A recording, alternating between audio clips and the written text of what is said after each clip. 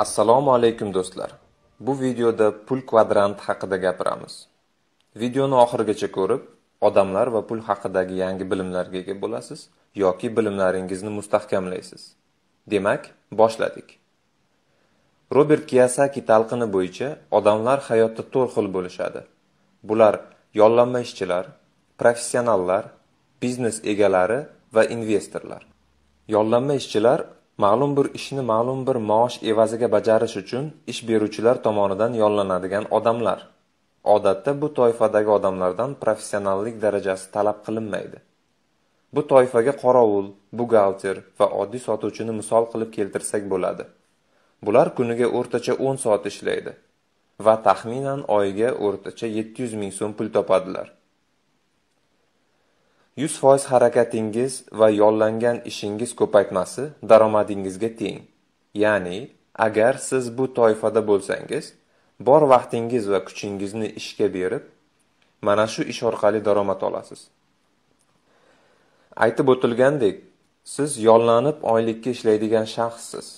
Vaqtingizni asosiy qismini ishlab pul topishga bag'ishlaysiz. Har oy bir xil oylik olaverasiz. Ya'ni vaqtingizni ma'lum bir summaga sotasiz. Moliyaviy yostig'ingiz yo'q.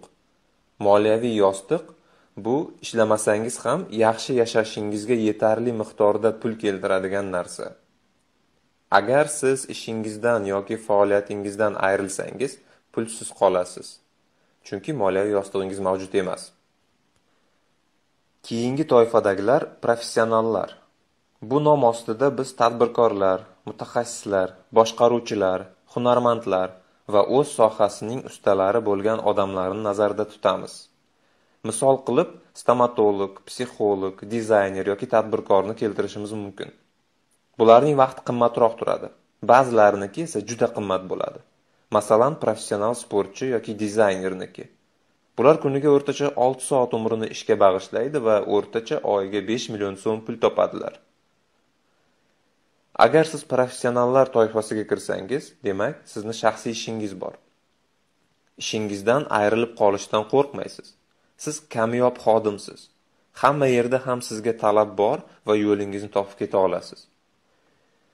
Professionallar toifasidagilarning yollanib ishlaydiganlardan ajralib turadigan yana bir farqi bu professionallar mehnati yollanib ishlaydiganlar mehnatidan ko'ra ancha qimmatroq turadi. Yollanib ishlaydigan odam ishlab topgan bir oylik daromadni professional toifasidagilar bir necha kun yoki haftada ishlab topadilar. Ya'ni o'sha formula vaqt teng ko'proq daromad, ya'ni sizni vaqtingiz bu holda yollanma ishchini vaqtidan ko'ra qimmatroq turadi. Professional toifasidan bo'lsangiz, sizda ham moliyaviy yostiq mavjud emas. Jamg'arib qo'yganingiz uzoqqa yetib bormaydi. Ishlasangiz pul topasiz, ishlamasangiz esa pul yo'q. Ishlab chiqaruvchilarning bir necha toifalari ham aynan mana shu professionallar toifasiga kiradi. Ishlab chiqarish korxonasida o'zi bosh-qosh bo'lib turmasa, ish to'xtab qoladi yoki orqaga ketadi. Bir necha haftaga bemalol boshqa yoqqa keta olmaydi. Ketib qolsa ishi to'xtaydi. Yana batafsil misol keltiradigan bo'lsak, shifokor, psixolog, yaxshi xodim yoki trener ham shu toifaga kiradi. Navbatdagisi biznes egalari. Biznes egalari o'z biznesini noldan boshlagan yoki kimdandir biznesni sotib olgan insonlardir. Boshqacharoq qilib aytganda, ular o'ziga va boshqalarga pul keltiradigan jamoa va tizimni yaratadigan odamlar.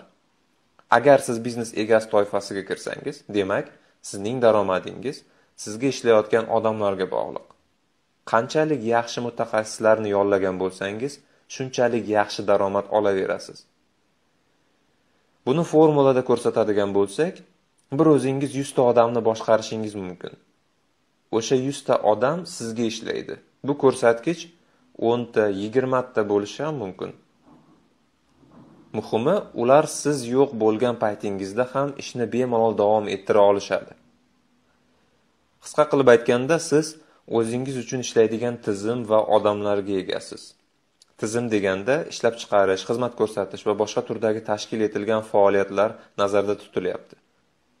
Buni qisqacha formula bilan ifodalasa, odamlar teng daromad. Ya'ni sizning daromadingiz sizga ishlaydigan odamlarning soni va sifatiga bog'liq. Biznes egalariga misol qilib keltiradigan bo'lsak, supermarket, gipermarket egalari, zavod va fabrikalarni tashkil qilgan shaxslar va kattagina jamoaga rahbarlik qiladigan shaxslarni aytib o'tish mumkin. Bunday toifadagi odam har kun ishga borish shart emas, chunki u allaqachon o'zi ishlamasa ham pul keltiradigan tizimni yo'lga qo'yib bo'lgan. O'rtacha biznesmenning vaqti o'rtacha professionalning vaqtidan kamida bir necha barobar qimmatroq turadi. Biznesmenning professionaldan yana bir asosiy farqi, masalan, tadbirkordan.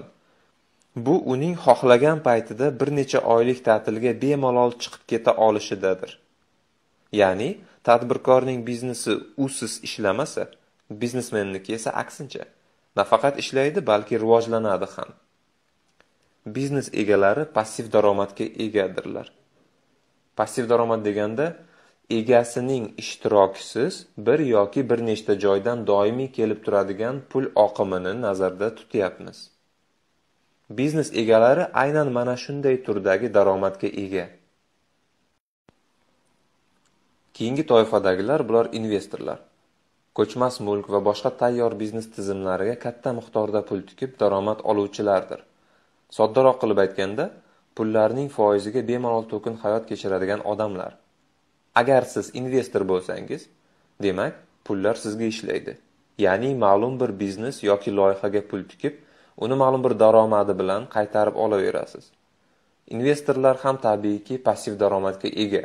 Ya'ni ular tikkan loyiha va bizneslardan keladigan har kun, hafta yoki oyda ma'lum summadagi daromad mudom kelib turaveradi. O'rtacha investor umuman ishlamaydi, chunki uning o'rniga uning pullari ter to'kadi. Pul kvadrantining har bir toifa vakili jamiyatning rivojlanishida o'z o'rniga ega. Lekin kvadrantning chap tomonidagilarni o'ng tomonidagilardan ajratib turuvchi eng katta narsa bu chap tomondagilar pul uchun ishlasalar, o'ng tomondagilar esa pullar va odamlar ular uchun ishlaydi. Forbes jurnalining xabar berishicha, rasman pullarning yarmidan ko'pi yer yuzidagi odamlarning atigi 1% ga tegishli ekan. Va o'sha 1% ni kvadrantning o'ng tomoni vakillari tashkil qiladi.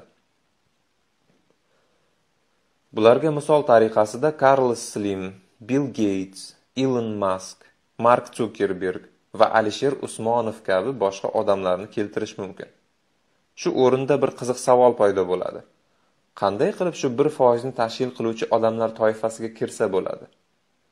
Bu savolga javob berish uchun ularning qolgan 99% odamlardan asosiy farqi nimada degan savolga javob berish mantiqan to'g'riroq bo'ladi.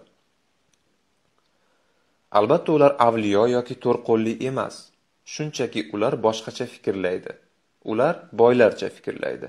Ya'ni ularning farqi fikrlash obrazida. Shu yerda Brian Tracy'ning hayotingni o'zgartirmoqchi bo'lsang, fikrlash obrazingni o'zgartir degan gapini keltirib o'tish o'rinli bo'ladi. Endi savol: qanday qilib boylarcha fikrlashga o'rganish mumkin? Bu savolga javobni videoning ikkinchi qismida aytib o'tamiz. E'tiboringiz uchun rahmat, salomat bo'ling.